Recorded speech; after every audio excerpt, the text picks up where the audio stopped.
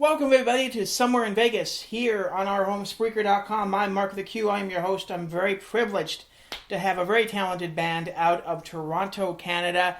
You guys can check out some of their new music that just came out. It's kind of crazy to be able to say the least. But, being indoors, besides the fact that we can watch movies, we can also listen to some great music. So we got Gary and Mike and Dave, all from the band Walkers-cay, right on with us right now. How you going, guys? We're good. How are you? How are you doing? Well, I'm doing great out here in Vegas. Obviously, things are very, very quiet, which is really, really weird, to say the least. I don't know how it is for you guys up in Toronto, but yeah, it's kind of weird. All the casinos are closed down here and everything like that. But how's it for you guys up there in Toronto? It's probably the same as it is for you. We're in isolation, of course, and everything seems to be kind of a ghost town, which is unusual for Toronto with, so many millions of people. But I can imagine what it's like down there in Vegas. Yeah, it's going to be kind of interesting to see how everything kind of goes, especially with what's been going on in terms of what social distancing and what's going to be going on in the future in terms of bars, because there's been a lot of talk about that the venues are going to be have to have different rules, and a lot of times those clubs are packed, especially up in Toronto. I know there's a huge music scene up in Toronto, but have you guys considered that this is going to be a little bit crazy, considering that we may see a little bit of a shift in dynamic in terms of how a venue is packed? Usually I'm pretty sure you guys have played for a packed house, so kind of what are you guys' thoughts on that? I mean, it's going to be kind of crazy. I mean, has that been in the back of your minds? Well, yeah, the whole entertainment industry as a whole, all around the world is suffering severe damage right now. And that is basically, as you said, a lot of venues are closed because of social distancing. So, it's going to affect, I think, a lot of places, a lot of venues actually permanently closing, because for several weeks and or months, they're not getting any income in. And if they didn't, have enough income to keep these things going for a couple, 3 months, it's going to get bad, very bad, even when this is lifted. So, it's not a good situation right now. Yeah, and also the fact that, a lot of bands make a lot of their money on doing live gigs. So I'm interested to see how everything kind of goes. I mean, I got a ticket to go see Garth Brooks out here when the new stadium opens in August. I'm not exactly sure if that's still going on. They haven't announced any cancellations or anything. So, and this is a new, 70, 80,000 seat stadium that I'm going to go see him at. So I don't know how everything's going to turn out in terms of that. So we'll have to see. I haven't heard anything yet, so I'm interested. And I'd still like to go. I don't think I'd be too much threatened if I went out to a big audience like that, especially to see Garth. But it's kind of crazy, like I said, to say the least. Sure. Yeah. Now, like I said, the scene in Toronto is really, really, crazy in terms of music. I've actually, had several guests that are based out of Toronto as well. Before all of this kind of happened, how was the music scene up there in Toronto? And obviously, it seems to be one of the most popular places to kind of record music as well. Tell me a little bit about that. Well, Toronto is actually like, if you think about it, it's like New York, LA, Nashville, because it is the Hollywood, we'll say, of the North. A lot of movies are shot here. A lot of major artists come and play some of our venues here. So if you're talking about even bars and clubs, they've always been very, very active. A lot of clubs are even open Monday through Sunday, the whole week, where a lot of parts of the world, as you know, Thursday, Friday, Saturday are the main times that a bar and or a venue are open. But in Toronto, it's such a vibrant music scene. And I have to admit, I'm a U.S. citizen, born and raised in New York, and I say some of the best musicians in the world I've ever heard are Canadians. I don't know why that is, but I'm being straight with you. And there's a lot of good bands, and like anywhere else, there's a lot of bad bands. But the bottom line is the venues here are good venues, tons of bars. If you're like a cover band, you play bars. But to record and to play up here is phenomenal. But right now, it's basically in the toilet.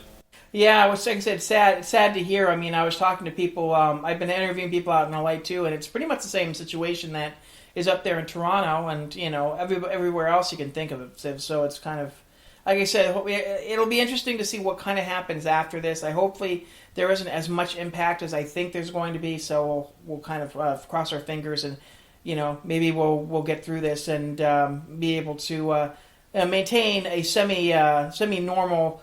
Kind of entertainment in terms of live entertainment. Let's kind of change gears here and let's talk to some other members of the band. Mike, I mean, you're kind of the technical wizard, as the press release says as well. Tell me a little bit about the first time you've ever hit the studio, and kind of what you've learned from that first time, and some of the things that you are kind of continuing learning in terms of being in a studio. Well, I think one thing is you just kind of listen to other people, and you got to, deal with people who have the experience and learn as much as you can from them. I started playing guitar, and then I got into recording later on, and I found it was a learning curve. It was a hard thing to learn, but you just you don't give up, and you keep trying, you keep working, and you just keep doing your best on every recording you can do, right? So, what do you think, Gary? I agree. I think you have a little experience recording too, so I think you'd probably be in the same boat too. Well, Mike is more of an engineer than I am. I'm more of a producer, like listening to songs. Yeah. But Mike is the guy for the technical engineering aspect of everything.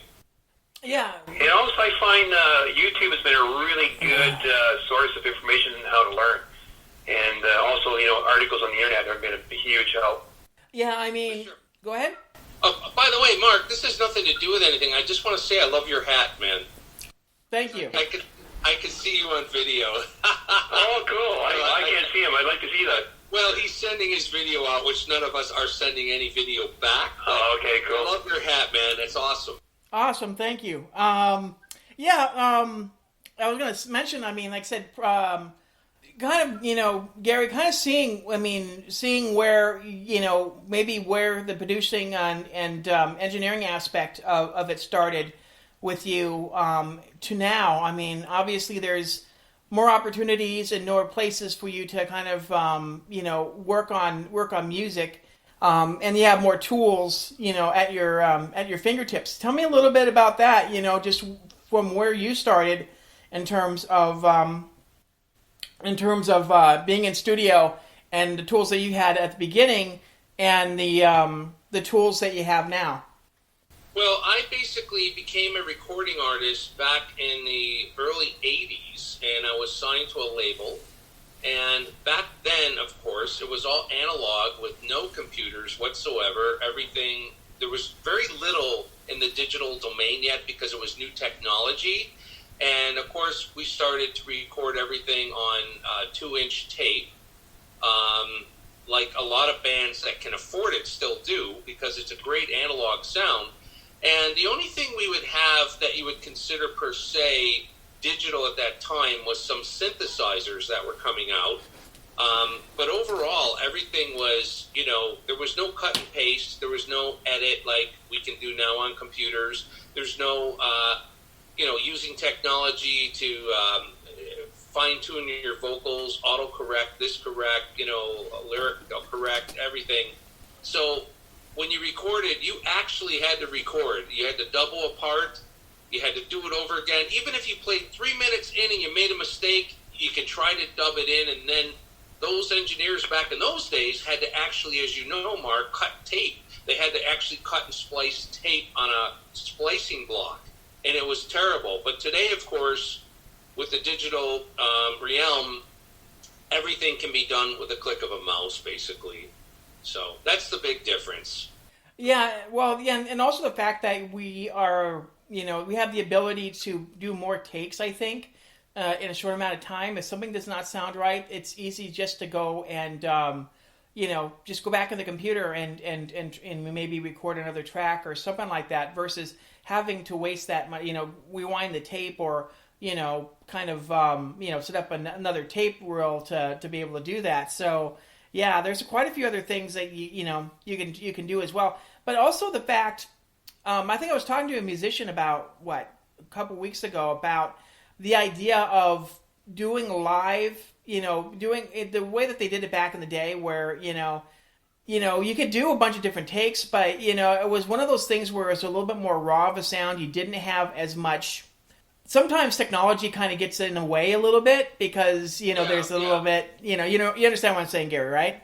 Well, they used to do it off the floor, what they call it. So everyone would play at once. Sometimes there were divisions, dividers, or they put you in other rooms, to get some isolation from part to part. But yeah, a lot of the greatest takes in the world, Queen did this a lot. They all played together at one time, and of course they were on different tracks, but they were all playing together, and they tried. Queen was known to use, per se, a lot of overdubs for vocals because they layered and layered and layered. But a lot of this stuff, they used to do was all at once. Let's go for it. Then let's do another take. Then let's do another take. But all playing at once. And they took the best take and were the best part. So it was a whole different thing. Nowadays, as you know, Mark, come in, lay down this, lay down a dummy this, lay down a scratch this. And that's the way a lot of people do it nowadays. But you can fix anything. That's the bottom line. And in one way, that is a really cool way to get your music out finished. But in another way, from a guy like myself in his 60s, that to me is cheating. And I have to admit, I use the technology, but it's cheating to me. It's not really raw, like you were saying. Yeah, now, we kind of, when it comes to the studio, I mean, I think usually it's the drummer that usually starts out first. Is that correct? Oh, Davey Boy is there. Our David. Right, Dave? That's my favorite part, day one. Yeah, exactly. Yeah, David goes in. Usually myself would lay down what we would call, for people who are not familiar with the terminology, we lay down a scratch track, either a rhythm guitar or a fake vocal, something like that. And it's a reference point for Dave. And usually he would follow a click track, to keep us on meter. And once we get all those drums down to the best we can, David packs up and goes home and eats a sandwich. Something like that. Yeah. And then my work starts. Yeah.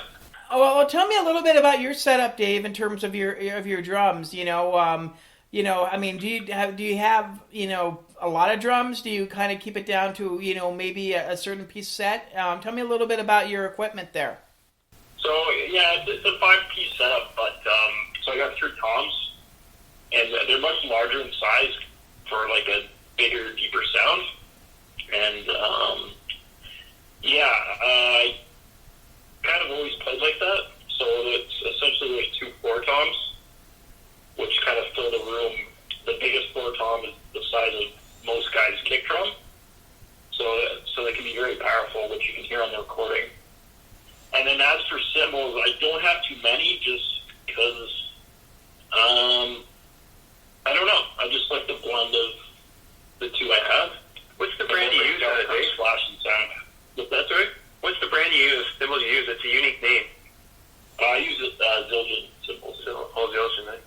Yeah, but I mean, all brands make top of the line cymbals now these days. So yeah, you can find good stuff wherever.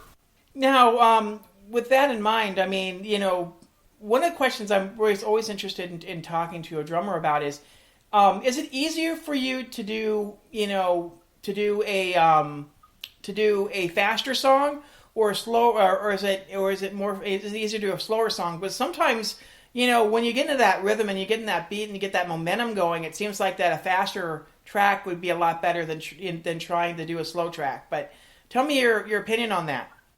So yeah, first off, both aren't easy, but slow songs are a lot harder because there's more space between each note. So to play that bang on, you have to be counting, you have to be focused, you have to be paying attention. So when you're playing a faster song, there's less space between each note. So if you're a little bit off, you'll never hear it. And about how many drum kits have you probably bought in your lifetime? I'm on my 3rd set, but if I could afford it, I would buy them all the time. They're a cool thing to collect. Yeah, the thing about drum sets is they're a little bit more expensive than a guitar and a bass. So I understand that. There's most times they are to customize them too. So yeah, like some of the